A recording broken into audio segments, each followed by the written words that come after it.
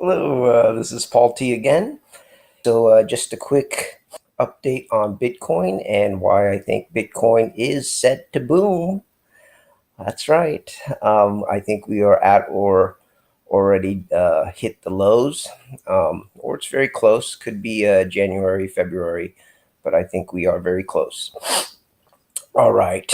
Um, and when Bitcoin does start to boom, all the other cryptocurrencies will go up with it. So I call it the coming cryptocurrency craze. And like stocks, the price of Bitcoin and other cryptocurrencies are cyclical. What that means is they go up and down in a discernible pattern. Benjamin Graham, who is sort of known as the father of investing, and this is the stock market. He had this concept of a Mr. Market. Now, Mr. Market gets depressed and then he gets euphoric, and his emotions go up and down. So, if you are an emotional investor, uh, you're part of that phenomenon. But here's a quote from Benjamin Graham. He says, if you look to Mr. Market for advice, you are destined to fail. But if you look to Mr. Market for opportunity, if you attempt to take advantage of the emotional extremes, then you are very likely to succeed over time. And one of Benjamin Graham's most famous students is the venerable Warren Buffett. You've probably heard of him. And here's a quote from him. He says, Mr. Market is kind of a drunken psycho. Some days he gets very enthused. Some days he gets very depressed. And when he gets really enthused, you sell to him. And if he gets depressed, you buy from him. There's no moral taint attached to that. And I agree with that because I am an active trader. And here's a humorous cartoon of what the market cycles look like, or may actually feel like to a lot of people.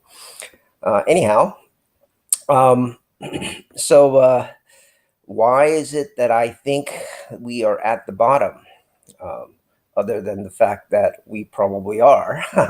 But uh, again, the cycles, Bitcoin has gone up and down several times, at least 4 or 5 times.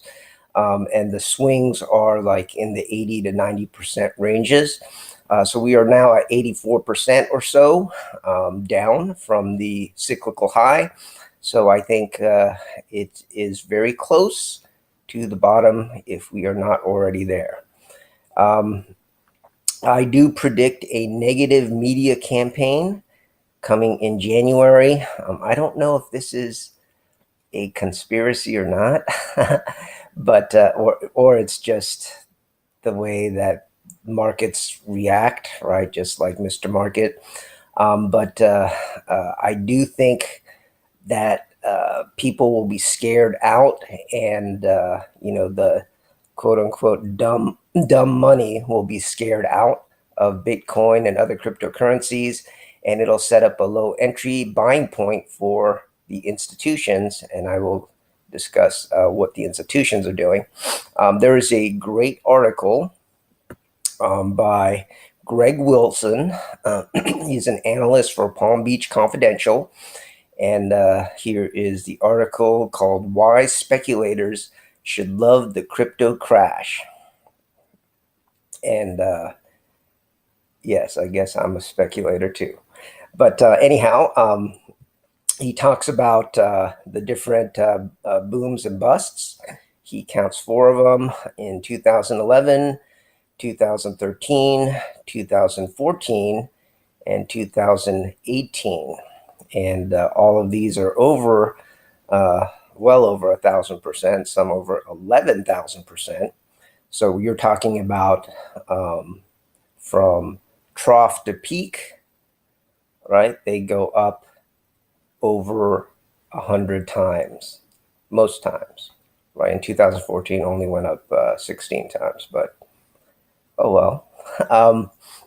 So that is sort of what I think we have to look forward to with Bitcoin. Again, I said Bitcoin from this last top, which was on Bittrex, it was 19,850, but in some exchanges it went over 20,000. And from peak to trough, it has gone down 84% or so. By my calculations, or 83%, whatever. But anyway, it looks like we are at or nearing the bottom. Again, in 2011, it did go down 94%. So there may be more selling pressure in the form of the media scaring people out, unknown, but that does seem to be the pattern.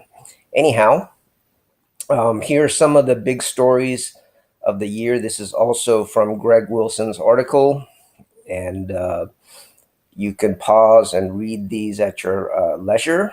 But the CBOE, the Chicago Board of Options Exchange, is doing something with the Security and Exchange Commission.